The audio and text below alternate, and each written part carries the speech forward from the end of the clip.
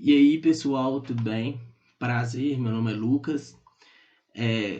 Hoje vou fazer a apresentação ainda do vídeo da atividade assíncrona proposta pela disciplina Física Conceitual. E hoje eu vou falar um pouco sobre a terceira lei de Newton, onde eu vou falar um pouco sobre a questão do conceito que envolve a terceira lei dele e mostrar um experimento que eu realizei aqui em casa que envolve o estudo da terceira lei de Newton, né? Da questão da ação e reação. Só para começar, só falar um pouco, bem brevemente mesmo, sobre Isaac Newton, né? Que ele é um físico, matemático, astrônomo, teólogo inglês, e ele é considerado, né, o pai da física clássica. Assim, ele e Albert Einstein são uma das figuras assim mais quando a gente fala em física, né, a gente vem à cabeça Isaac Newton e Albert Einstein, né? E ele foi uma das figuras chaves, né, desse processo da revolução científica que aconteceu. Então agora vamos ver um pouco sobre a terceira lei de Newton. A terceira lei de Newton, mais conhecida como a lei de ação e reação,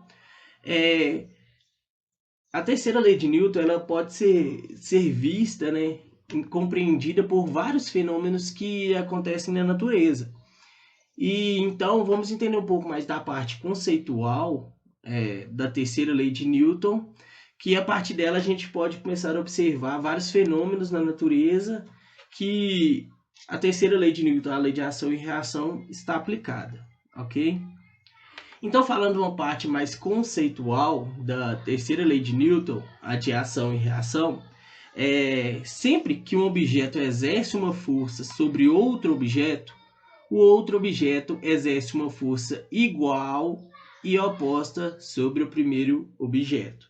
Então, o que a lei de Newton, a terceira lei de Newton, fala sobre a questão da ação e reação é essa, que para toda ação, uma força que eu vou exercer sobre um objeto, esse objeto vai exercer uma força igual e oposta sobre o primeiro, beleza?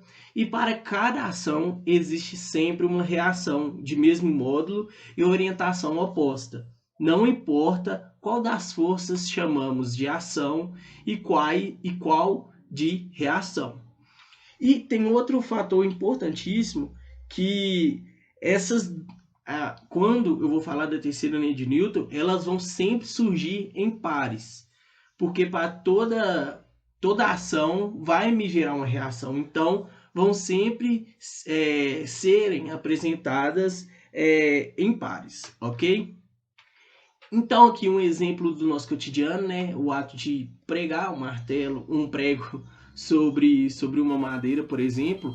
A gente, aqui nessa ilustração, a gente pode observar muito bem o que a terceira lei de Newton propõe, né? Que para toda ação vai me gerar uma reação. Ou seja, o ato de eu bater o martelo sobre o prego, eu vou gerar um vetor para baixo do prego no martelo e, inconsequentemente, vai me gerar uma reação oposta que vai ser do prego sobre o martelo. Então, vocês podem observar aí esse vetor para baixo aqui, que mostra a força do martelo exercendo sobre o prego, e a força oposta, que é do prego, exerce sobre o martelo. Então, toda vez que ocorrer essa aplicação, quando eu for exercer uma força sobre um objeto, ele vai me exercer uma força, vamos dizer assim, resposta oposta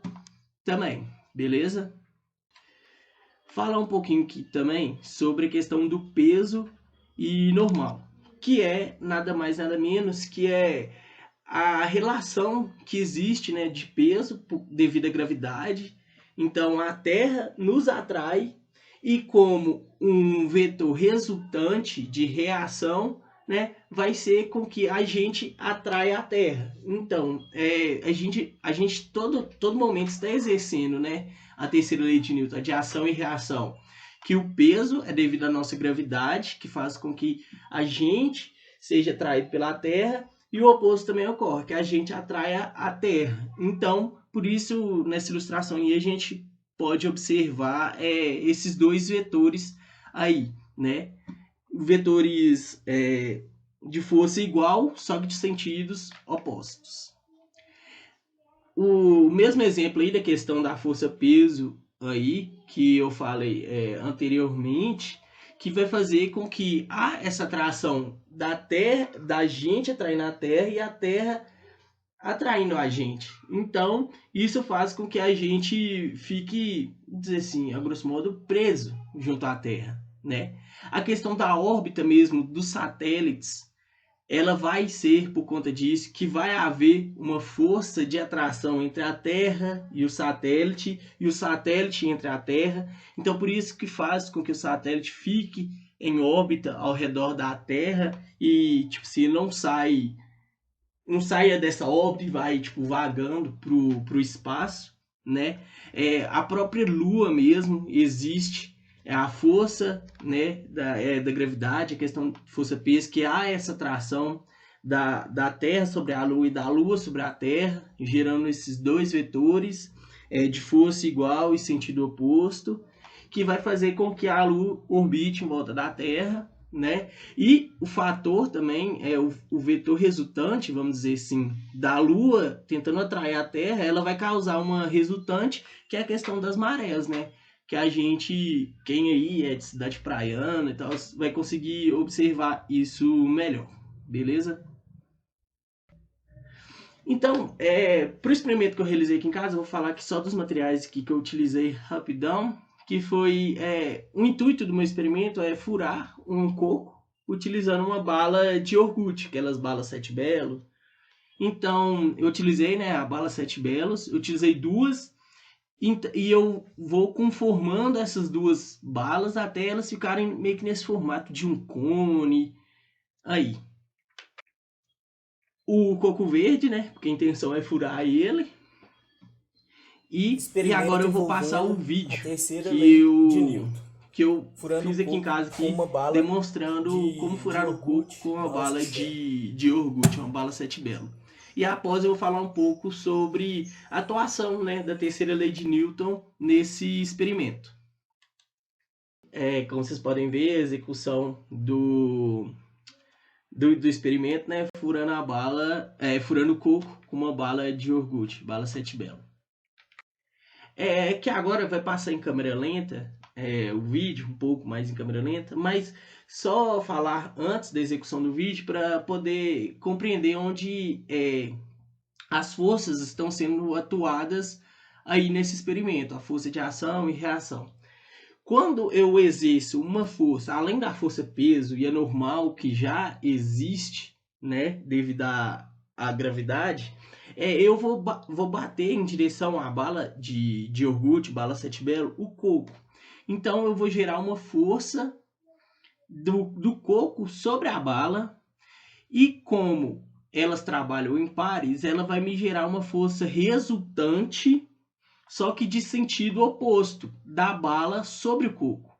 E quando eu faço esse ato de bater ela sobre a bala Sete Belo, a minha força resultante da bala sobre o coco vai fazer com que eu possa furar o coco verde, que é o legal desse experimento. Então aí, quando eu vou exerci, né, minha força do coco sobre a bala, né, minha força igual em um sentido que me gerou uma resultante oposta, que é a da bala sobre o coco, que vai fazer com que essa minha resultante, vamos dizer assim, da bala sobre o coco, fure, né?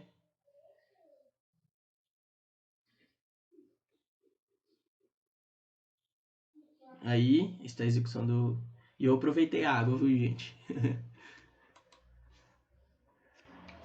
Então, como eu expliquei sobre a aplicação da terceira lei de Newton no experimento, só relembrando um pouco aqui, quando eu faço o ato de bater o coco sobre a bala de iogurte, eu estou exercendo uma força do coco sobre a bala que vai me gerar uma resultante da bala sobre o coco, que essa resultante vai me gerar o fenômeno de furar o coco verde.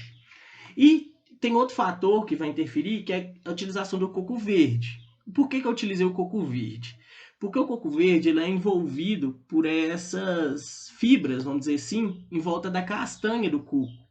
E isso, quando eu gero a minha resultante da bala sobre o coco, ele vai fazer com que quando ocorre, né, o encontro da bala e do coco, a minha bala ela consiga passar entre meio dessas fibras, né, tipo meio que abrindo um espaço e chegando a castanha do coco e furando ele em si.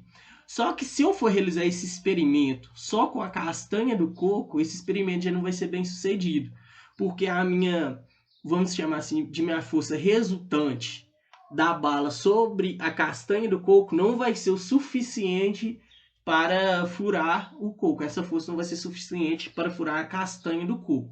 Já se eu for realizar esse experimento com coco verde, esse experimento vai ser, vamos dizer assim, bem sucedido. Beleza?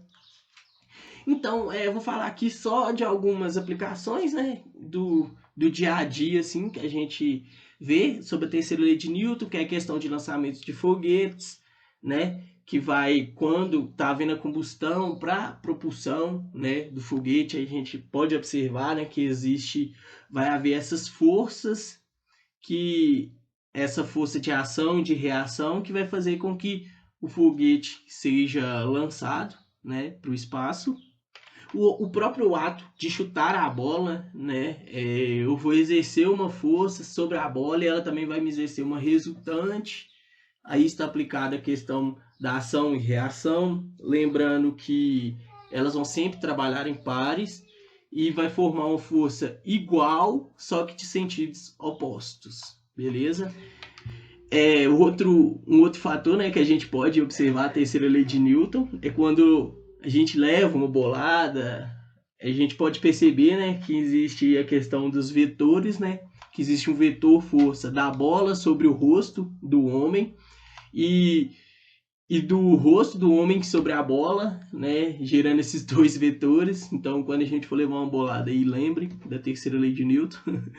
Mas brincadeiras à parte, queria agradecer pela atenção de todos e até a próxima aí, pessoal. Valeu!